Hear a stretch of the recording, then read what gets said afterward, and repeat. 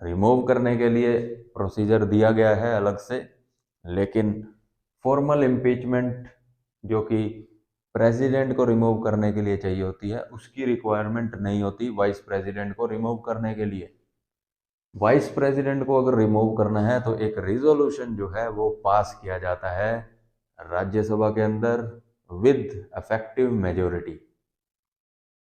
Then Rajya Sabha में वो resolution pass हो जाता है तो लोकसभा में वो रिजोल्यूशन भेजा जाता है for agreement of Lok Sabha with simple majority. अगर वहां पर भी लोकसभा भी एग्री हो जाती है देन वो जो रिजोल्यूशन है वो भेजा जाता है प्रेसिडेंट के पास, राष्ट्रपति के पास फॉर सिग्नेचर। एंड प्रेसिडेंट उस पर जब सिग्नेचर कर देते हैं देन प्रेसिडेंट को, वाइस प्रेसिडेंट को रिमूव कर दिया जाता है। लेकिन ये जो रिजोल्यूशन है, इस रिजोल्यूशन को राज्यसभा में या लोकसभा में मूव करने से पहले पहले 14 दिन का एटलीस्ट 14 डेज नोटिस देना जरूरी होता है। ठीक है, इसको डिटेल में हम समझते हैं। Can be removed at any time on any ground by resolution of Rajya Sabha passed by effective majority. Effective majority क्या होती है उसको समझो, पहले समझो मेजोरिटी क्या होती है। मेजोरिटी यानी कि बहुमत, बहुमत यानी 50% प्लस 1। 100 का 50% कितना है? 50।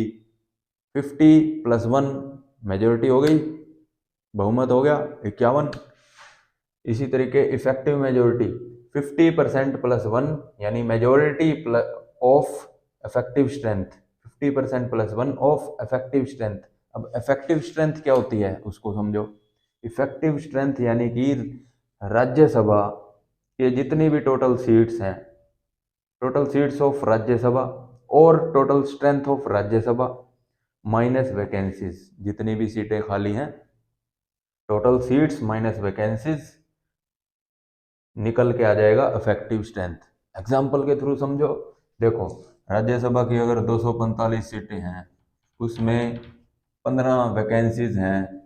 वो किसी भी रीज़न से हो सकती हैं वैकेंसी, चाहे वो मेंबर ने रिजाइन दे दिया हो या उसकी डेथ हो गई हो या फिर उसको रिमूव कर दिया हो या उसका कार्यकाल पूरा हो गया हो, ठीक है, टेन्योर उसका कंप्लीट हो गया हो। तो किसी भी रीजन से अगर वैकेंसी आ गई है, टोटल सीट्स माइनस वैकेंसीज 230, तो ये जो 230 है ये इफेक्टिव स्ट्रेंथ है। इफेक्टिव स्ट्रेंथ, तो इफेक्टिव मेजोरिटी को कैसे पास किया जाता है? मेजोरिटी ऑफ इफेक्टिव स्ट्रेंथ यानी 50% plus 1 of effective strength. Effective strength 230 है तो इसकी मेजोरिटी निकालो, मेजोरिटी निकल के आएगी 50% प्लस 1। आधा 50% कितना हुआ? 115 प्लस 1 यानी 116।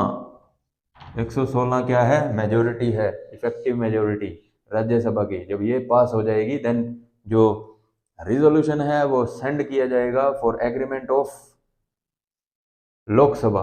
Agreement agreed by simple majority by Lok Sabha. Simple majority का क्या फॉर्मूला है? सिंपल मेजोरिटी का फॉर्मूला बिल्कुल सिंपल है, majority of present and voting, यानी कि लोकसभा के जितने भी टोटल सीट हैं उससे कोई मतलब नहीं है। मौके पर उस दिन, जिस दिन रिजोल्यूशन पास करना है उस दिन मौके पर जितने भी सदस्य प्रेजेंट होंगे, उन प्रेजेंट लोग, जितने भी प्रेजेंट सदस्य हैं वो जब वोट डालेंगे तो उनकी मेजोरिटी होनी चाहिए। अगर 400 लोग उस दिन प्रेजेंट हैं तो उसकी मेजोरिटी 200 प्लस 1, तो वो सिंपल मेजोरिटी है।